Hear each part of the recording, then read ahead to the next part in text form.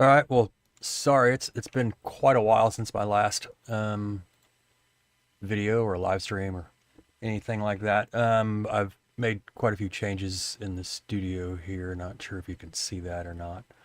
Um, Also did a little bit of traveling. Went to Berlin for a while. Got to network quite a bit with a lot of people. Of course, Berlin's always a lot of fun. So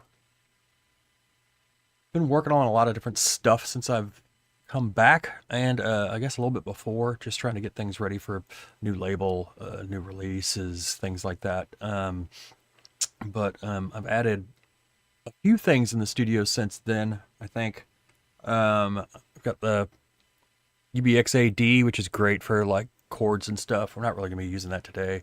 And I've built a small modular system, basically based around the Intellijel Atlantis, which is an excellent module. I mean, it's essentially just an entire synth module, all in one. So it's standalone. You can use it by itself.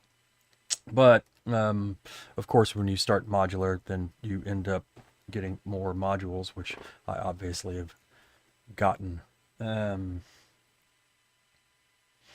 going to start here. I've already got something kind of set up with a bass line, some drums and stuff, and I do have a synth line, but with the Atlantis here, if you just plug a, what do you call it, kind of a dead cable into the level here, it essentially turns it off. But we'll just start talking about kind of like how the meat of the track is made right here with the bass line and say the drum machines. Off camera over here I have a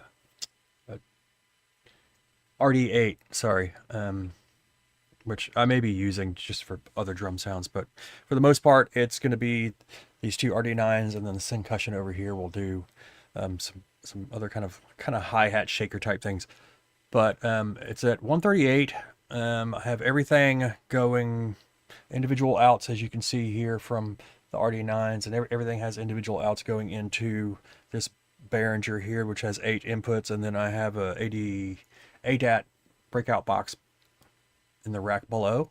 That's another 8. So I got 16 in. Cubase is just throwing a clock out. There's no sequencing done on Cubase, but Cubase does do all of the processing and mixing and all that stuff. So any of the effects that you hear, or say compression, stuff like that, Cubase is handling. So it essentially comes, this is kind of a live setup, so it runs directly into Cubase. Cubase does all the processing and stuff, and then I can record like full duplex straight into Cubase, and that's kind of how I make tracks these days. I'm not really sequencing them out. I'm just kind of playing them live. I kind of feel like I get a better feel. Now, obviously, there's some drawbacks to that, because then there's things that you can't, really do that much as far as like editing and stuff. But I can do that post if I wanted to. Another thing, I have a what is it? Is it a high pass? Yeah. So I have a high pass filter here, or it's a low pass, whatever. I don't know. It's mapped to this knob right here on the RD9, because this is one of the few knobs that actually sends out MIDI data, which it's perfect. That way I can kind of pull the bass out. Yeah, I guess it would be a high pass then. So I can pull the bass out of the track, while I'm playing it. But you'll hear that kind of on and off as I'm going. Let's see. Let's just hit play. You'll hear the track itself. At least the drums. The synth isn't in yet because I have that chord in there.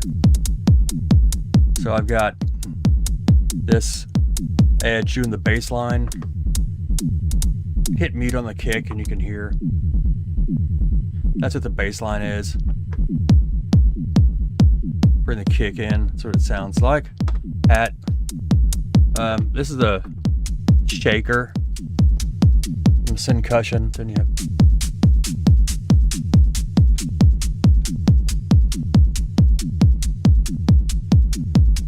So I'm just gonna start playing with the Atlantis, because it's just an incredible piece. It's essentially just a 101 in this little bitty package.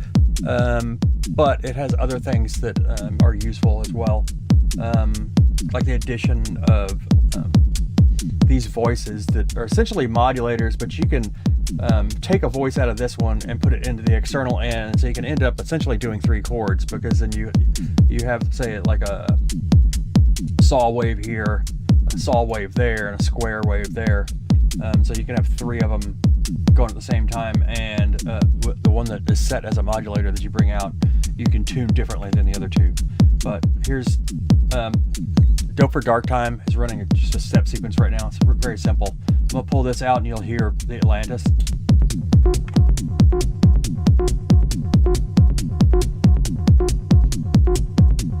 So it's just kind of doing its thing.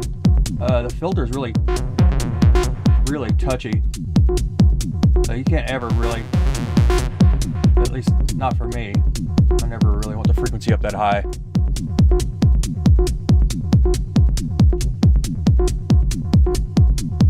I don't really ever play with the frequency that much. I kind of set it and kind of forget it, and then I just use the envelope control. I mean, so even just like that, it's great, you know?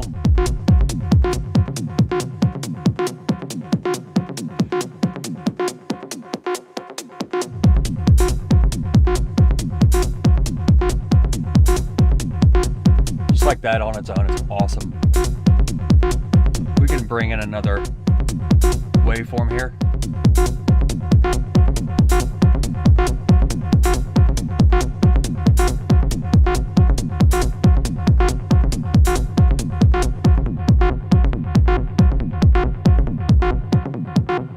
Mess with pulse width a little bit here.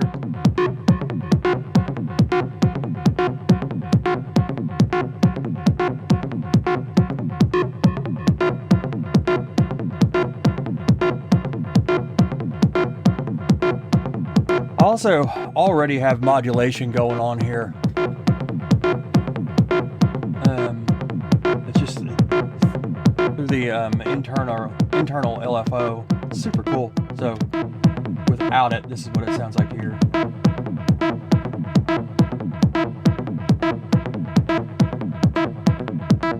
Take the pulse width out. It gets real thin. Pulse width modulation.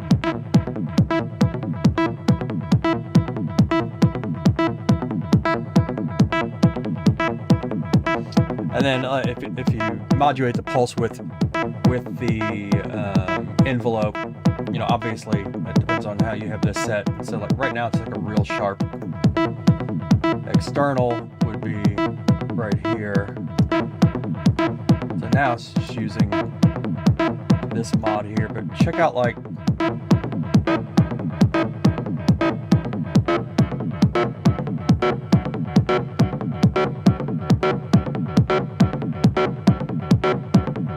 super cool.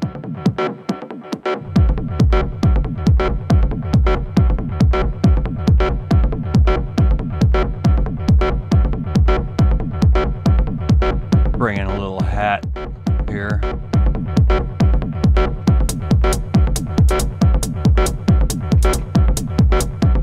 I've got quite a bit of shuffle on the Dope for Dark Time as well. It's giving that kind of 90s feel.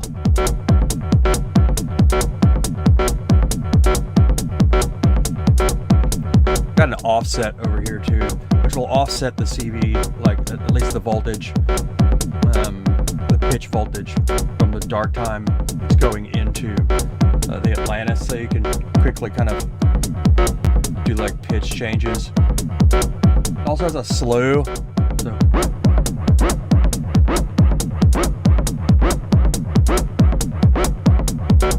I don't really use a slew that much. But let's check this out here. Let's go ahead and add another voice. I'm going to pull a modulation off. So this is just the...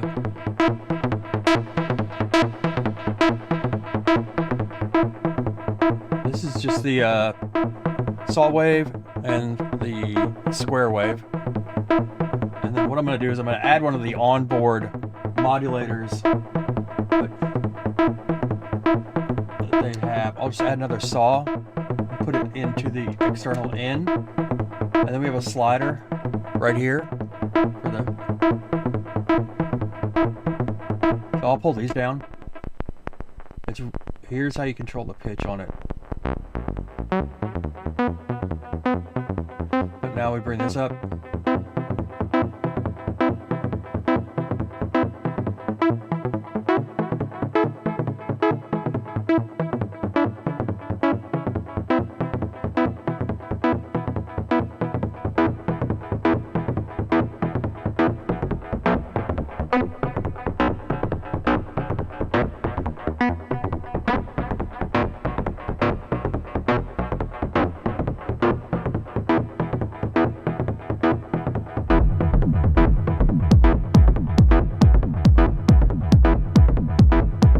Bring the pitch up a little bit.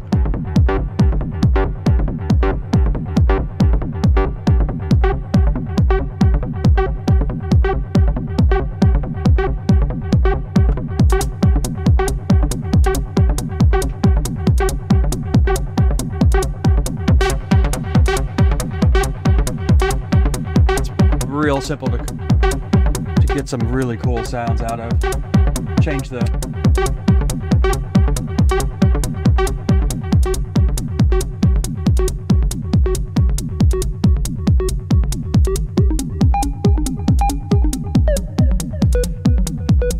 triangle wave, then you have the sine wave, and there's a square over here.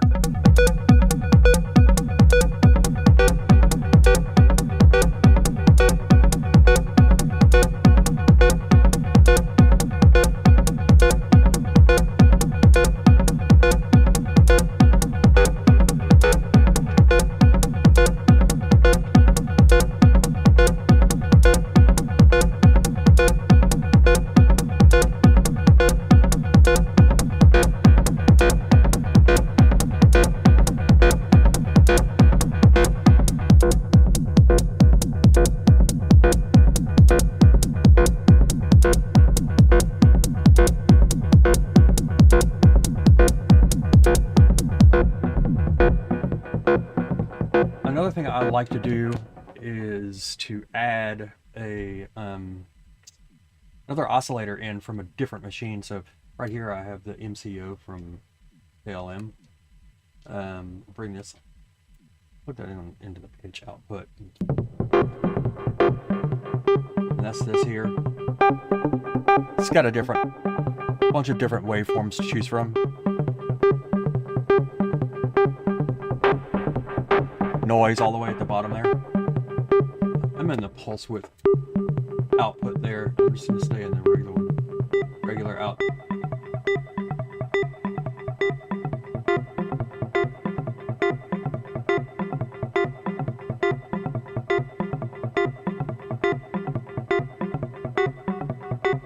Just try to tune it a little better.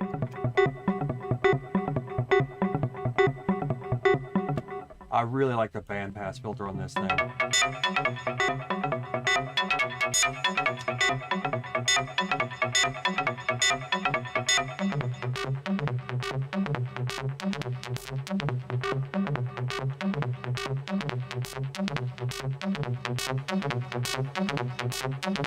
That's such an awesome filter.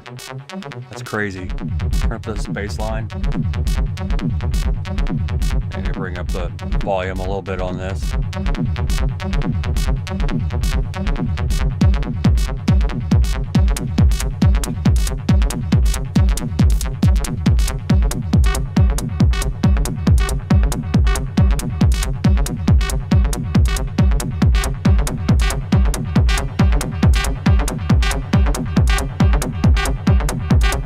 That's wicked.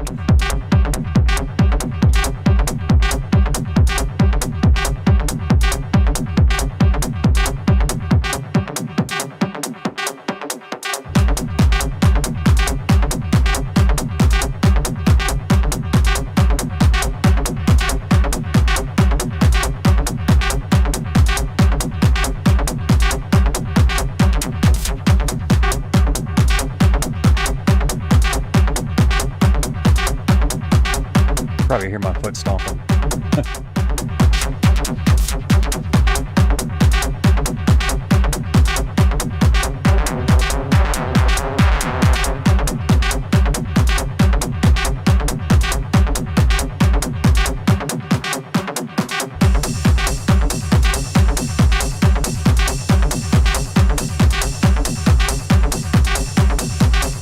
Good.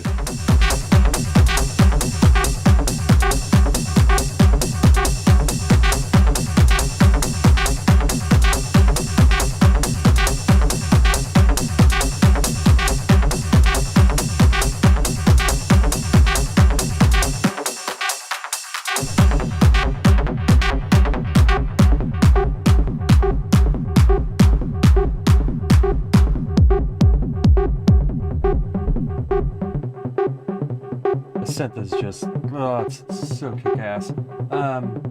Now another thing that I like to do here is have a modulation source that will kind of randomly throw in some kind of modulation. Typically I'm using one of these ADSRs. I'm gonna go ahead and mute this real fast. I'll use Pamela's new workout to send out a trigger to trigger this ADSR here, and then bring that into the VCF mod that will modulate the filter. I'll kind of show you what I'm talking about. Just kind of give it a little bit of life. Filter out here into VCF mod in, and then out of Pamela's, I have number 5 here, into the gate there, and that's ADSR 1. So it's pretty hard for you to see, I'm sure, but I'm gonna set up a square wave here, and then I'm gonna set it to, I have it set at like 256 bars, which is not what I want to have it set at. I'm gonna set it at, I pressed it too long. Set it at, let's see, 8. Yeah, let's do 8 bars. So every 8 bars, it's Pamela's workout is going to send a trigger over to the ADSR, which is in turn going to modulate the filter on the Atlantis.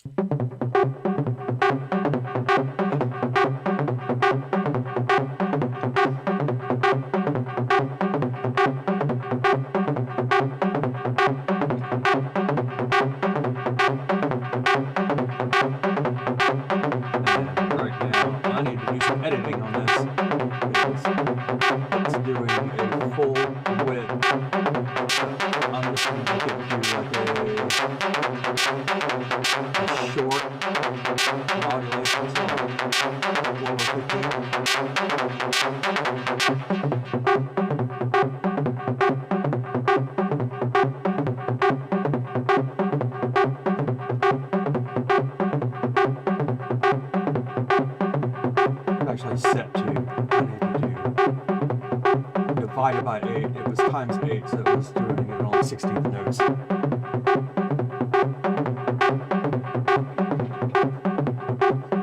You'll hear it right there.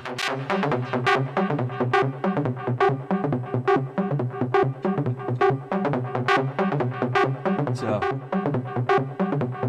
it just randomly does that. Well, not randomly, but every 8 bars. You hear the filter go up on its own. I like that. Gives it some life. I'm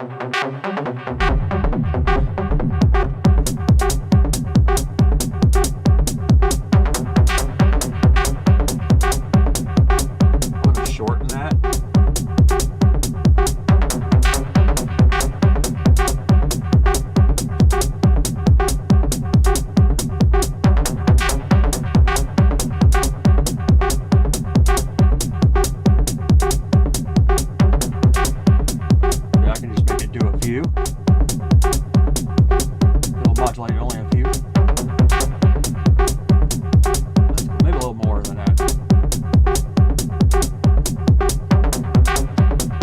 The modulation amount right here, so I can adjust that up.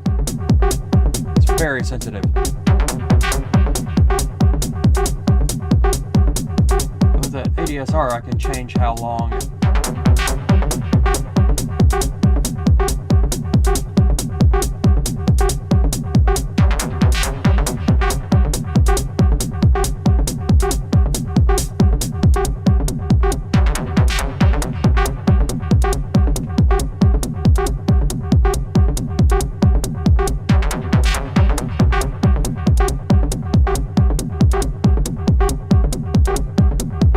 add some modulation here. Give it a little bit of FM.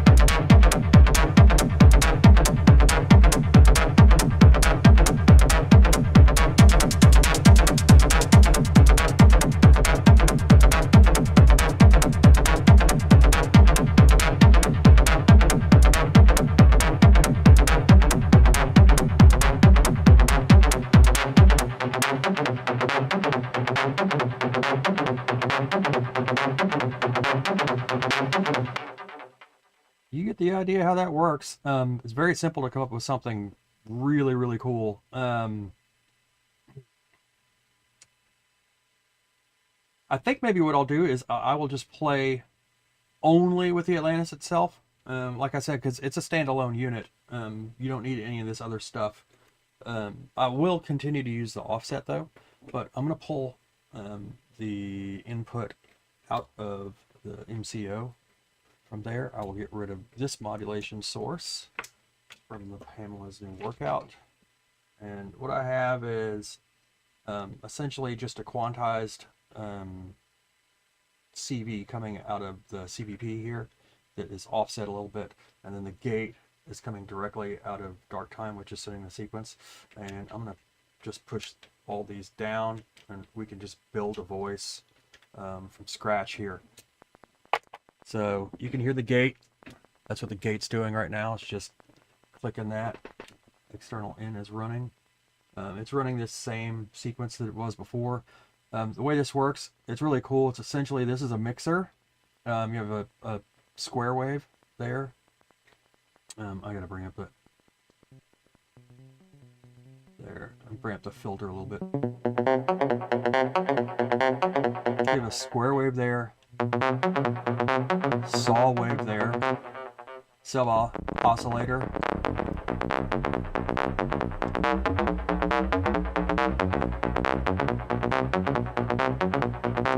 then you have noise, and external in is just it's essentially hardwired to another, I think a sine wave actually, which is you can adjust the pitch. Oh, I thought you could.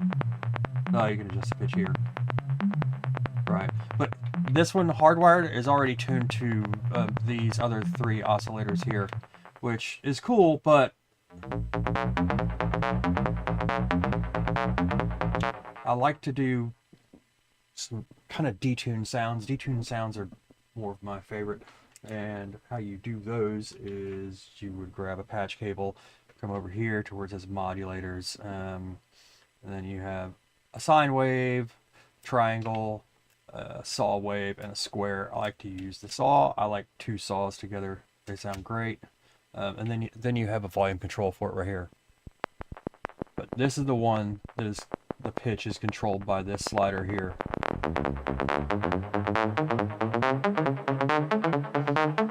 So I like to bring this one up a little bit and then bring up this saw here.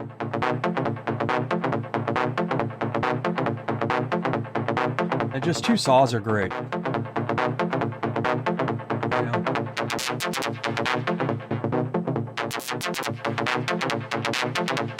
Maybe a little noise.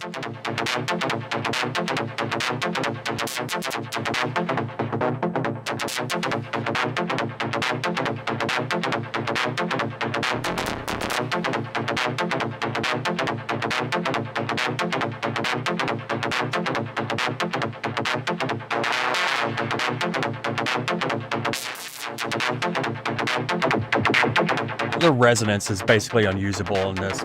It just gets so squeaky so fast. I mean, if you're trying to make laser noises, I guess it's okay, but I'm not trying to make laser noises.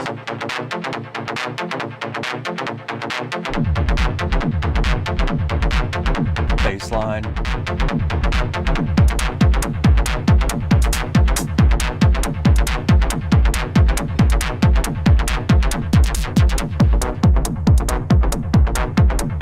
Let's play with that sequence a little bit.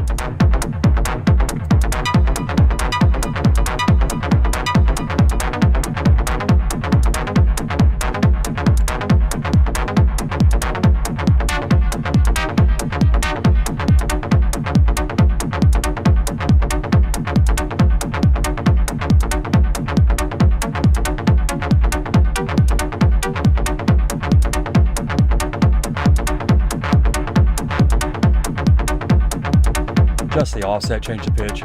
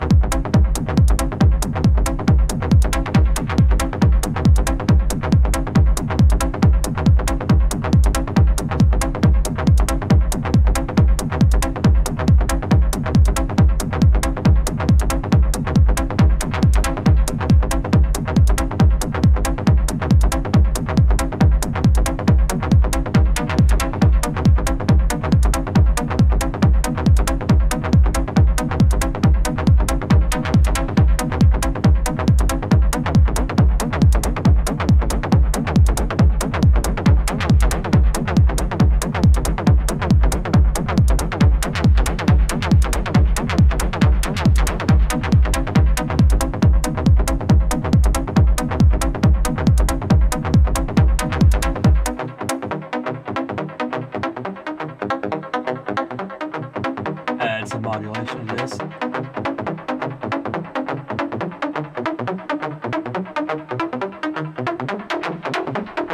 You really start to get metallic.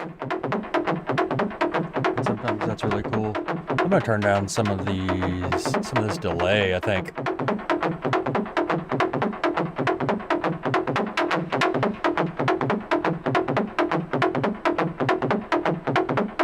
So you can just hear what it's doing.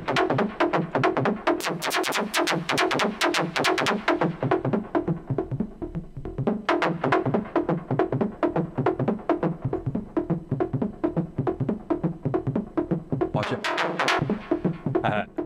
That's cool. Just that modulation by itself.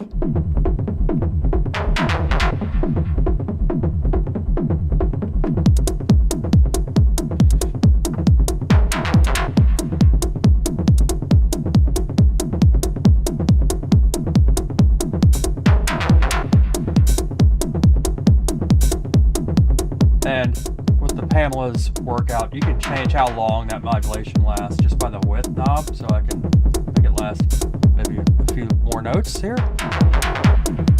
Yeah. I'll do less. I'll just do like the first dom-da-dom.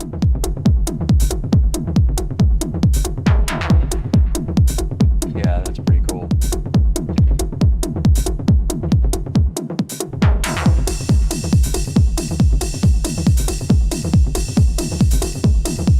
Bring up the release.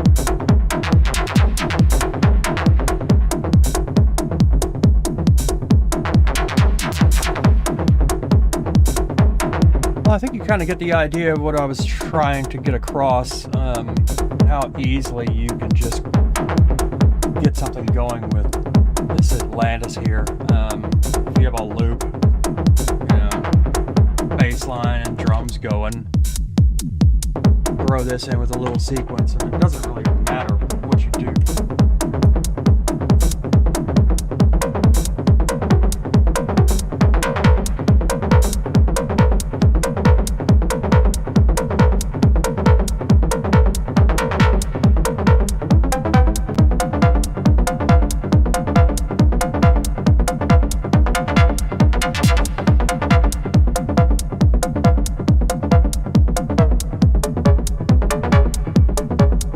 I mean, pretty much anything you do with this sounds great. Highly recommended. I've only had it for about 3 weeks now. I don't know everything that it does yet, but I'm going to keep exploring, and I will come back with more videos on this because it's just fabulous.